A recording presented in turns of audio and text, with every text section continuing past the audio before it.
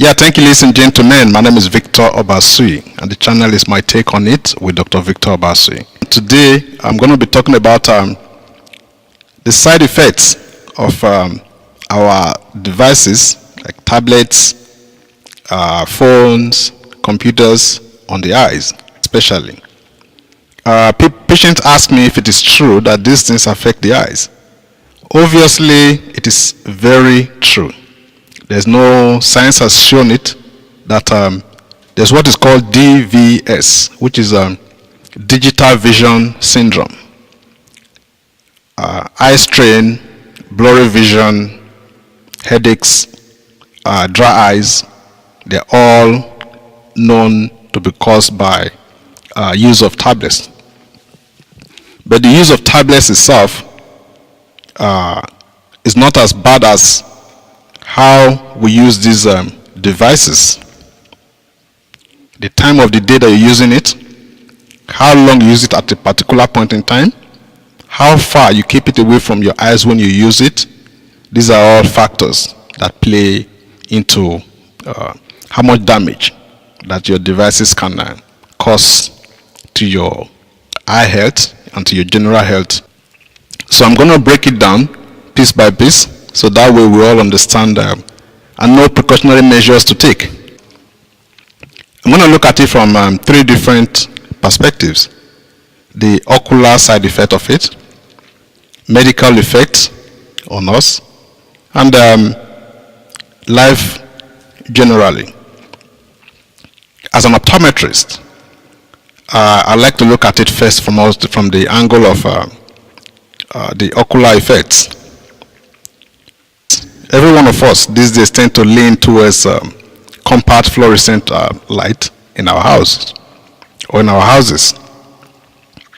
Compact fluorescent bulb, 30% of it produces HEV blue light. HEV is high energy visible blue light. The normal wavelength is between 480 to 760 nanometers. That's normal light wavelength. Now, anything below 480 is UV, or is usually considered UV. Between 380 nanometers to 500 nanometers is where this problem lies, which is the HEV, high energy visible blue light.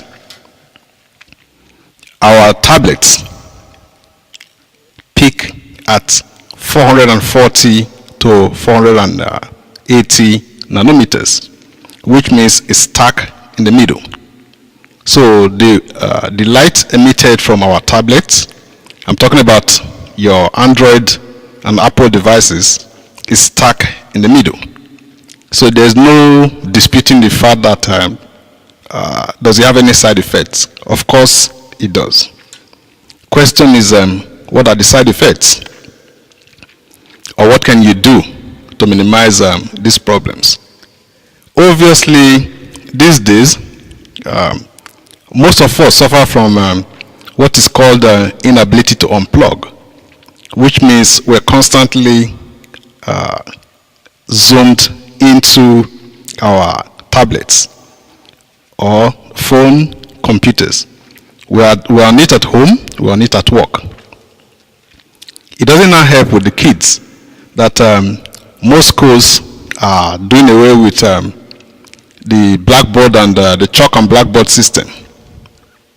Most schools these days are going electronic, which means all their classwork have to be done using their computers and their tablets or their phones.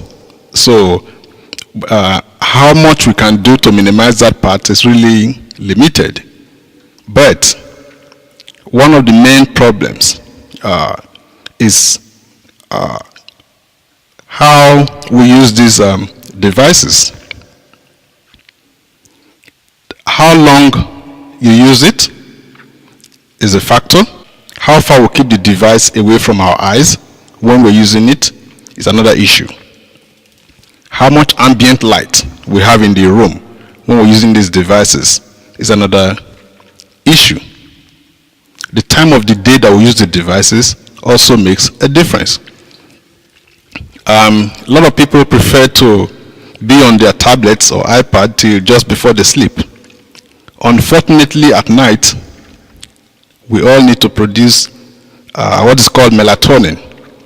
Melatonin is a hormone that calms the body down in order for us to be able to get very good sleep. Research has shown that ability to produce melatonin, or the amount produced, is significantly reduced by the emission by HEV, which is the light emitted from our devices. So, without missing words, that tells you that you get less REM sleep, which is ability to go into very deep sleep. Less REM sleep means you're going to wake up with fatigue the next day. You're going to get tired. Other than that, tablets, we also know, produces DVS, which is digital vision syndrome. Digital vision syndrome includes headaches, eye strain, blurry vision, and sensitivity to light from dryness. This happens from a combination of the tablet causing dryness to the eyes and also the light being emitted from the tablets. Now, what do? We can't stop our kids from using the tablets, neither can most of us. Our work these days entails us using the tablets. So our work entails us using the tablets or computers, which means we can't, our bills are being paid from it. Now, tablets like the iPad have the night shift option, which a lot of people or a lot of patients are not aware of. So they don't really get to use it. The night shift option, what it does is to minimize the amount of HEV light that the tablet emits. So that way protects the eyes. Android devices also have their own apps that minimizes blue light emitted to the eyes. On your glasses, you can have anti-glare coating and blue light coating that also helps block the amount of light coming from your devices to your eyes. A lot of people go outside unprotected in the sun, or 30% of the light coming from the sun also has HEV. So either way, you may not be using your iPad, but so long as you're outdoors with in the bright sunlight or under bright sunlight, and you don't have the appropriate UV protection glasses or sunglasses, of course you run the same risk as the person that is on the iPad 24/7. So either way, you still have to protect your eyes when you're outside. So it's not only the HEV light we're talking about here. It's not only from your tablet, you can also outside in the sun.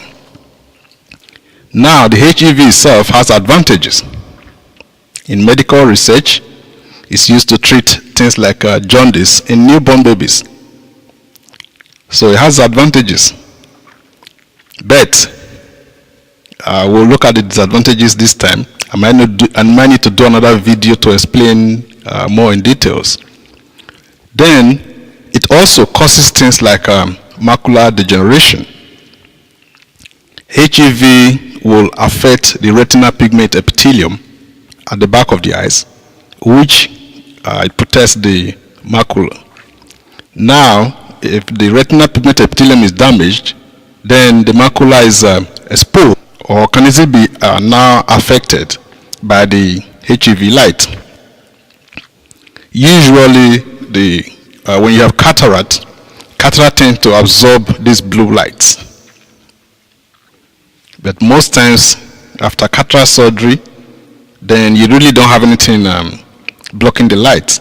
So every light that comes is going to hit the back of the eye, and you're now more susceptible to macular damages from the same HEV light.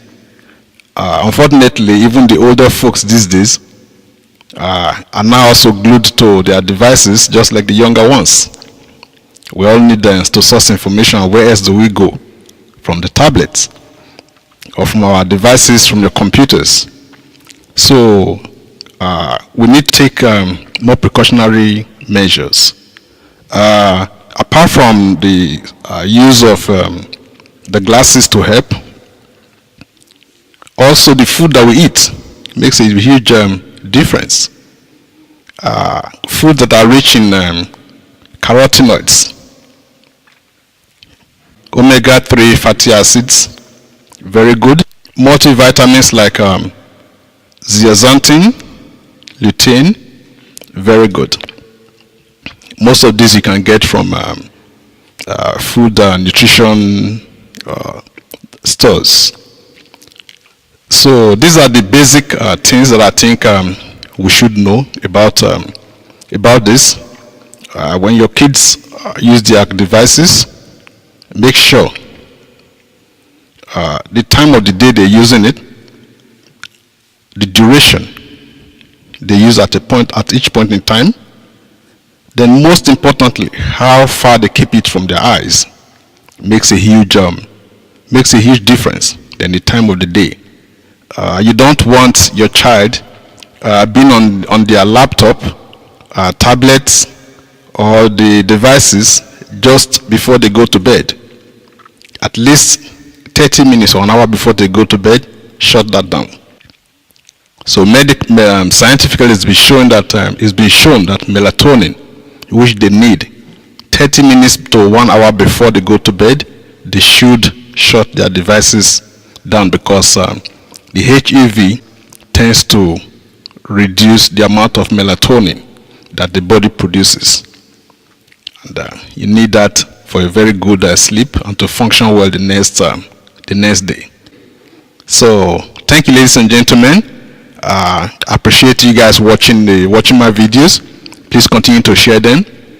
Questions, throw them in the comment section. Other than that, I'll see you guys next time. If you've not subscribed to the channel, please do so. Love you guys. Thank you.